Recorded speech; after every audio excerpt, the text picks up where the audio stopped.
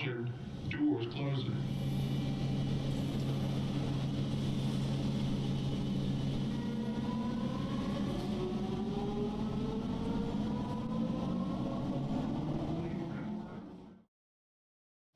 Prelude. Act 1. The repair shop is under a set of elevated maglev tracks, humming with power and the noise of passing trains.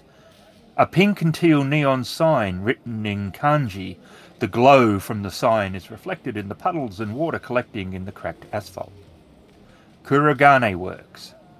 The entrance has two metal roller doors. One is open to the garage, the other to the office. Shoji sliding doors lead to the office. They are metal and plexiglass, rather than paper and wood. A small torii gate is at the entrance to the garage. Beyond are tools and various equipment for bike repair. Several bikes are in the shop, from sleek shinobis to old delivery bikes, patched and kept alive by 3D printing. A slightly overweight man wearing a stained mechanic's uniform is sitting doing a crossword.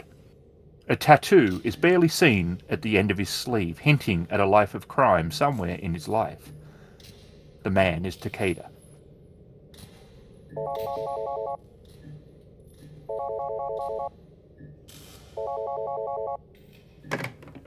Moshi Moshi.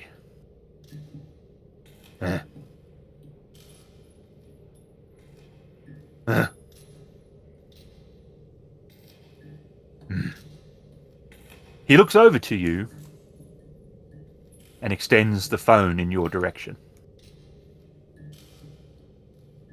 And he's looking at you with a deep frown upon his forehead. Disapproving. Of course. The young woman who he is staring at with such blatant disapproval will take the phone with a sort of reluctant grimace and hold it to her ear.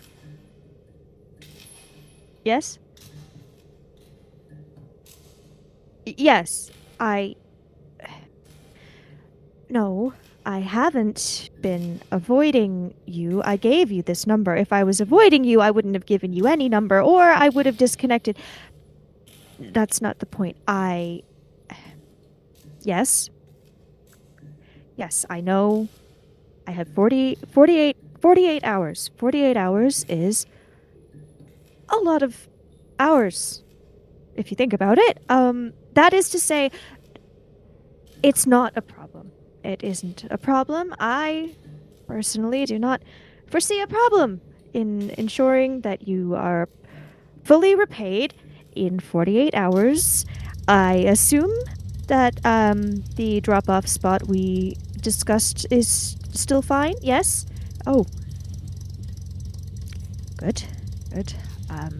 No, I am not. No. Look, I have some work. Okay, I have some work. I'll. No. Obviously, I don't have the money now, or I would have paid you already. I will have it. I will have it in time. No. It's fine. Yes. I understand. Yes. Thank you. Yes. Okay. Thank you. Goodbye.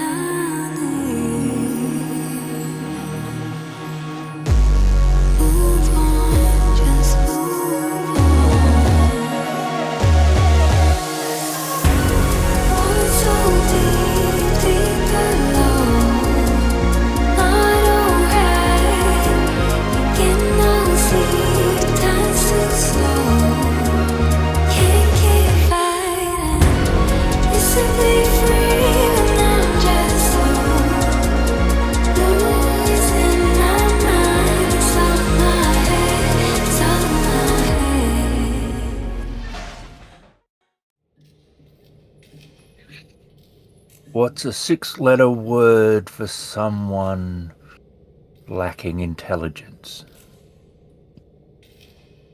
Stupid. And he fills it out on the crossword.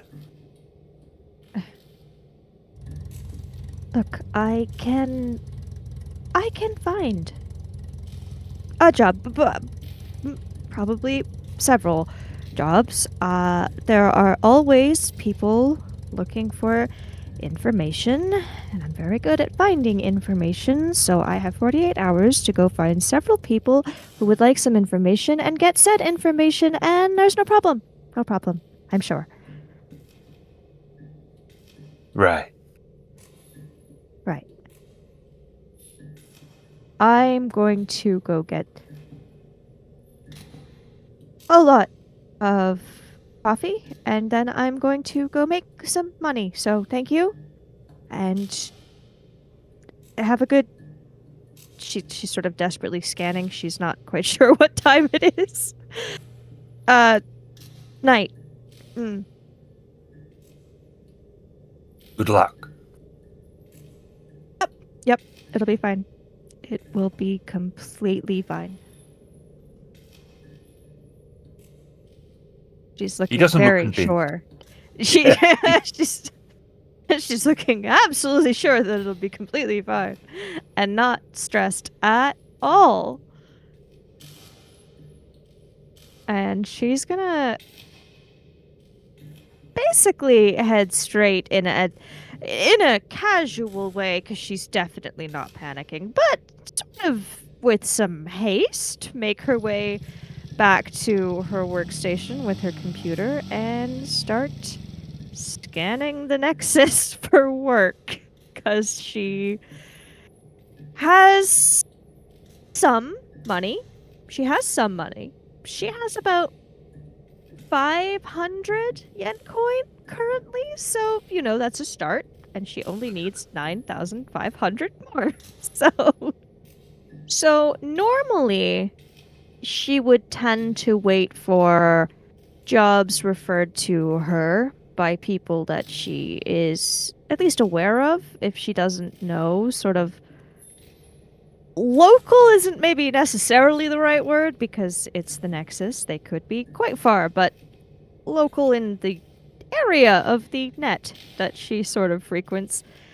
Right now, however, she is a little more, desperate, and she is looking just through job listings that she wouldn't normally look through, because those seem kind of more like a trap. But she's just scanning anything, possibly reaching out to people that she does know, just saying, hey, heard of any work? Because I don't, definitely not like I'm desperate, but hey, heard of any jobs? Yeah, she's just casting a wide net at the moment. Over the course of several hours, you are sifting and looking at what's available, trying to work out how many of these you could do, how many you need to do, and will they be able to all be done in the time frame you are setting for yourself. And then... And she's hoping, not too optimistic at this point, but hoping it's a response from one of the people that she's reached out to, and she will open the message. And it is not. However, it is from a well-known hacker called Proxy Zero.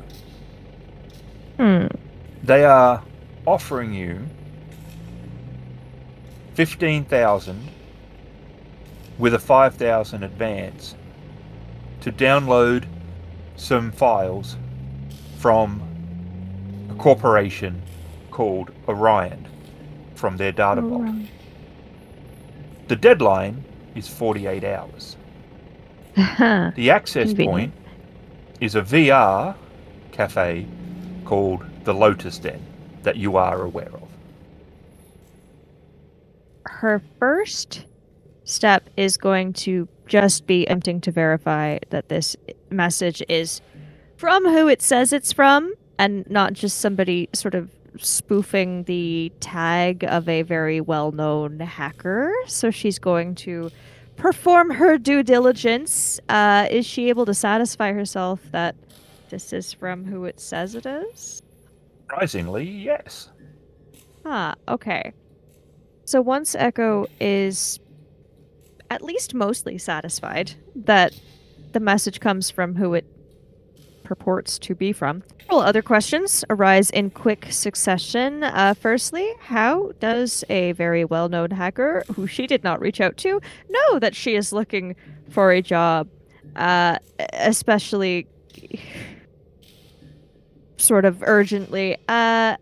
Why aren't they doing it themselves when they clearly have the ability? Many questions arise, and she very quickly also manages to talk herself out of too much concern about any of them, because 15,000 is more than enough. And it fits within the timeline. And she knows at the location. She can get there. And nothing about it seems inherently difficult or dangerous. Just a little odd that anyone would pay this much for a job that doesn't seem difficult or dangerous. So yes, there are questions. Many. But she manages to disregard them because desperation is overpowering all of that. So she will answer and agree to take the job.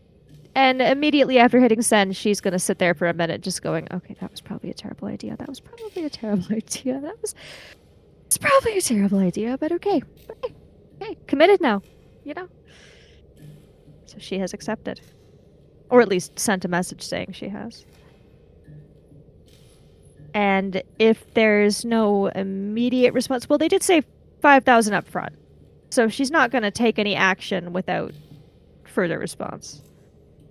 A short time later, and it says advance payment located at the Lotus Den. Paid when work begins. Interesting. She is going to grab her backpack with her standard items that she takes with her and head to the Lotus Den. It isn't that far. And I mean, this isn't going to get any less sketchy the longer she waits, so might as well go for it. The neon light flickers through the rain, making it appear as though small crystals are falling from the sky. The den is located in a small back alley. A paper lantern, stained from the pollution and drenched by the rain, sways above the entrance.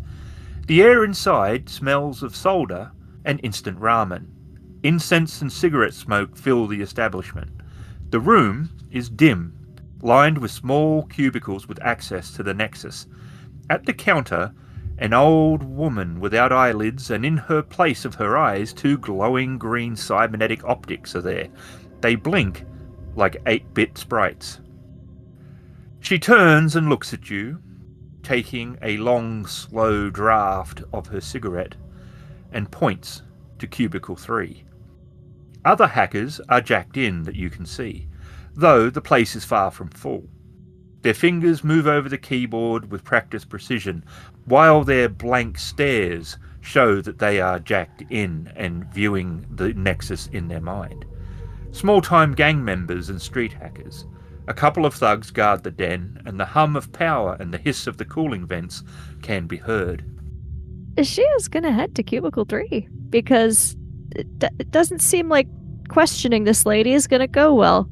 She turns away from you with no more attention or interest. And at the cubicle, it is very well worn, but reasonably clean. There is a small wrapped box sitting next to the jacking area. Right, she's gonna open the box. Within, you see a collection of coins. Gold. Ooh, this is old-fashioned money, not digital currency. All right. She will not count the coins because there's other people around, and that feels kind of, I don't know, rude. So she will turn to the access point and attempt to start a job, which should theoretically not be that hard. Theoretically. Yeah, she'd have her own kind of in her backpack. Obviously, she's not brought like a full, huge computer, but she'd have her own sort of tools that are portable. So Echo finishes setting up and then plugs herself into the Nexus through the jack.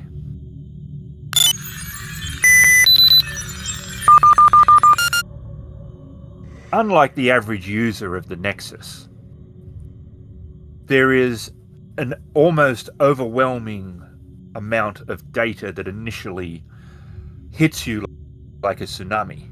But being a jacker, you're able to ride the wave until you can get yourself sorted. So she's going to firstly sort of locate and try and evaluate the next walls that Orion is specifically using, and that's the standard firewall app for technology that links to the Nexus, which is meant to stop hacking. So that's why I gotta shut it down. She's basically going to, before attempting to do anything, just try and get a sense of how good their security is and plan a method of attack before simply, running at the wall and hoping to get through.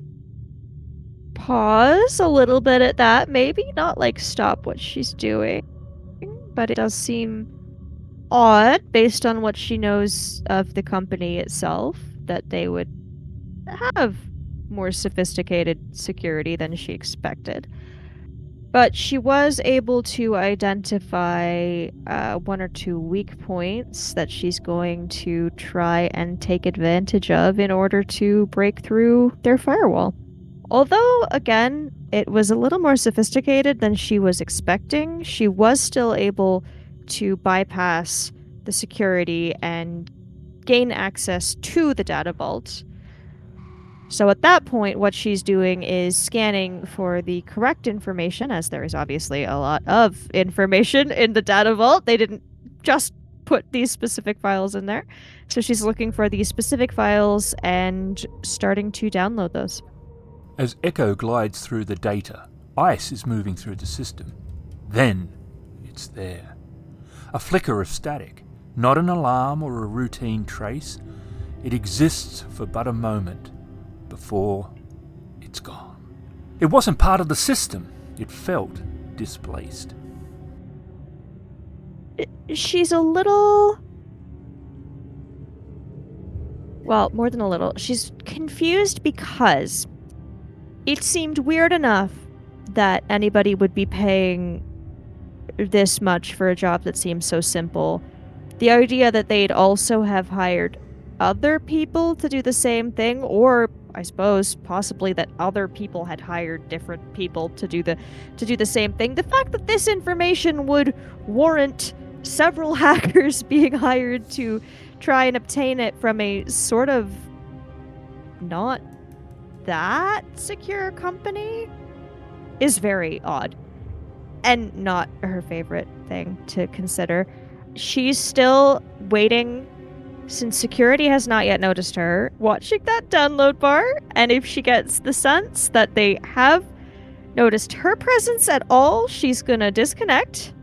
But at the moment, she's just hoping maybe she can finish that download while they're distracted with other people, and she's just gonna try. All right, well, since she has her information that she needed, she is going to simply disconnect as quickly as she can. And her vision, with a slight short disorientation, returns to the Lotus Den. And She could also upload the data from there as well if she wanted to. All right, You wouldn't she'll have to do that. All right, she's going to try and upload that. A few minutes later, you receive a message saying, job completed. Remaining payment will be delivered to your residence. Well, that's not necessarily great, because that means they know where she lives, but hey. Nothing she can do about that at this point. So she's gonna leave. She's a bit rattled, but she's not like looking over her shoulder because currently, at least, she sort of believes that the threat, if present, would be in the Nexus, right? Like that's where the weird stuff was. Although it of course is weird that they said they'd deliver the rest of the payment to her residence, but she does need the money, and it's not yet to the level where she's going to be like, well, I will not go home. I will abandon my things and flee. So she's just walking home a little bit rattled for sure. Takaya is working on a sports bike. He's changing the spark plugs and the like, giving it a tune-up. He doesn't say anything to you when you walk in. He does point to a wrapped box looking very similar but larger than the one that was waiting for you at the Lotus Den. It is sitting on one of the tool cabinets. All right, she will pick that up and take a look inside. It is heavier than the first one, and it also has a collection of gold coins. Now that she will take those up to her apartment, and now that she's not attempting to do a job around other people, she will count to make sure. She should now have 15,000. And she does. In reasonably high denomination coin. Alright, she's gonna set aside 5,000 of it because she only owes 10, and she's gonna leave 10k of it in one of the boxes, and she will plan to deliver that to the requested spot in less than 48 hours now. However much is left of that original 48 hours. And that's all she's doing for that day. She's a little stressed. She's a little relieved. She's not sure really about the job at all, but she has the money, so that's something. She's not gonna go back on the Nexus or anything that day. She's just kind of gonna sleep, I guess. The following day, after Echo has been up and around, there is a news report that she hears on the Newsnet. Huh. Orion Dynamics data hack. A spokesman for Orion Dynamics says that the data core is undamaged and data integrity is secure. They are unsure what the hackers were after. However, multiple cyber terrorists have been arrested. She's going to start looking around to see if anyone in her sort of circles is talking about this, because the whole thing's weird. Just really weird. So she goes online and searches through the known places that she hangs. There is a lot of chatter about it, a lot of speculation about the now very public hack. It appears that 10 in total have been removed. 6 have been arrested, all ones that you've not heard of. Okay. Low tier, but 4 you have heard of and are on your sort of quality level. Although no one has been able to verify it, people are saying that there is a cleanup operation in progress and those 4 are dead. Huh. Well, that's not good. And you do see a message come in. Alright, she will read it. It is anonymous. There is no name. There is no indication who it came from, where it's come from. And it only has one word and no subject. Does it say run? It says run. Okay. Huh. All right, she's gonna do a quick sort of try to see if she can get any information about where this message came from. See anything about it at all. She cannot. She is starting to panic a little. Not quite at the level of just like fleeing, because there's a lot. There's just a lot. She still owes money to bad people, and she kind of wants to deliver that. But then if there are people killing people, that's worse. But that's not verified. So she's going to do what she's not sure if it's smarter or not, but try and get more information before running or doing anything else impulsive. She's just going to search around a little more. See if anyone has more information. Hacker roll? Okay, that's not as good a roll at all. So that's going to be 8 total. Inconclusive. She finds an absolute ton of information, but like anything, she's just not convinced on the validity of it. There's just so much speculation. Opinions. So here's what she's gonna do then.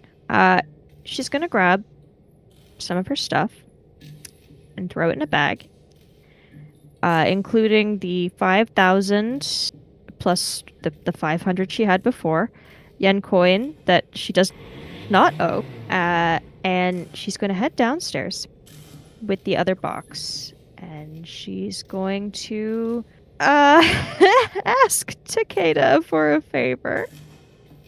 And she's gonna say, okay. So, I'm not really sure yet what's going on, but something is going on, and it seems possibly really bad. So, I'm just gonna go find somewhere else to be for a few days. Because, I got a weird message telling me to run, and that seems kind of dramatic, but then also people might be being killed, but that's possibly not true, but a lot of people are being arrested. So I'm just going to find somewhere else to be for a little bit. And is there any chance that you could drop this box off at the address that I have written on top of the box tomorrow? Because that's a separate issue. That's not connected to the possible death. That's just money I owe, but that's not like a death thing, so that should be fine, I hope. Yeah. And he reaches out for the box. She will give it to him. And he puts it safely under the counter, away from view. I mean, she appreciates it, but she feels quite bad, so she's gonna do a thank you / apology. And then just leave. And she's looking for probably, she's not going to go sign into a hotel or something, because that's, not what you do. She's probably just going to go try and find a really tiny, nondescript, internet cafe type place and, hole up there, because you just pay them to chill there for a while. And they have food sometimes, so she's just gonna try and go hide out in one of them for a little bit. Give me an observation roll of some description. We'll try. Alright, that's a 3 + 1 makes 4. Heading down a side alley on your way to a hotel that you are aware of, or motel. Hey, miss, can you spare a few coins? An old man, slightly hunched over, unshaven and ragged in clothing, steps out, holding out his hand towards Echo. A rooftop, a couple of blocks back, she notices the very briefest of flash. As the old man steps in line with you, he suddenly jerks and starts to fall as blood splashes from his chest, a little onto her and partly onto the wall. The bullet, which would have hit her heart, is deflected just enough by his body to miss her and ricochet off the wall. She also sees a black SUV pull up on the opposite side of the road from where she was coming from, and 3 identically dressed men in dark suits and sunglasses get out holding automatic weapons. She was slightly starting to panic before, but obviously this is a different level of panic as somebody has just been killed directly in front of her, and there are many more people with weapons, it seems. So she's no longer trying to plan the best possible thing to do at the moment. She is simply running. And as she runs, some of the hackers, she heard, got arrested rather than killed. And it would probably be better to be arrested than to be killed, if you think about it in the grand scheme of things. And so her running begins to take her in the direction of the nearest law enforcement station. All right, well, at least I rolled well. So that's a 9 plus 2, 11. So Echo is very much not used to being shot at. She doesn't even really play first-person shooter games or anything like that. This is very much not only just a shock, it's surreal in a sense. I mean, she has a gun. She does. But she's never used it yet. She has trained with it briefly at a shooting range. Takeda actually said that that would be smart, and so she did. But she's never actually been in a conflict situation, and she has the gun more as a kind of thing to say, oh yes, I have a gun, I could protect myself, but she's never ever had to, nor has she ever really thought she'd have to, and she certainly doesn't want to have to.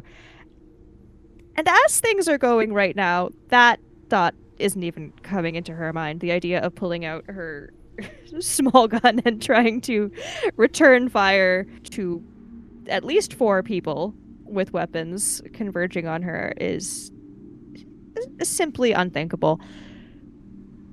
So she is running, and not even running well. She doesn't really have a great plan. She's not running in the most efficient way, and yet, in a way, that seems to be serving her, strangely, because her panicked running like a flailing chicken with its head cut off seems a little less predictable to people who are used to people acting rationally, especially when confronted with gunfire, and aiming where she is. They're aiming where she would reasonably go, but that's not where she's going. And so she manages to very awkwardly duck and weave, and it actually takes her a few moments to realize that one of the bullets did graze her, because just the shock of it doesn't make any sense, but then there is blood on her arm and a sort of pain that is only vaguely there, but then begins to grow a lot. And she's running, and there's a corner, and she desperately throws herself around the corner and right into the path of 2 police officers who also have guns raised, and she's just going to raise her hands, freeze, because now there's armed police officers in front of her, armed who knows who behind her, and this day is really not going how she thought it would. They roughly pull Echo to the ground and start to cuff her.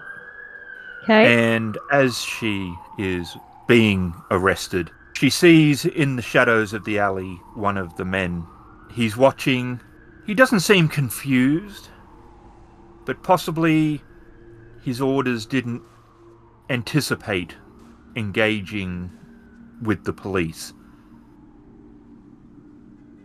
And then he drifts back into the alley.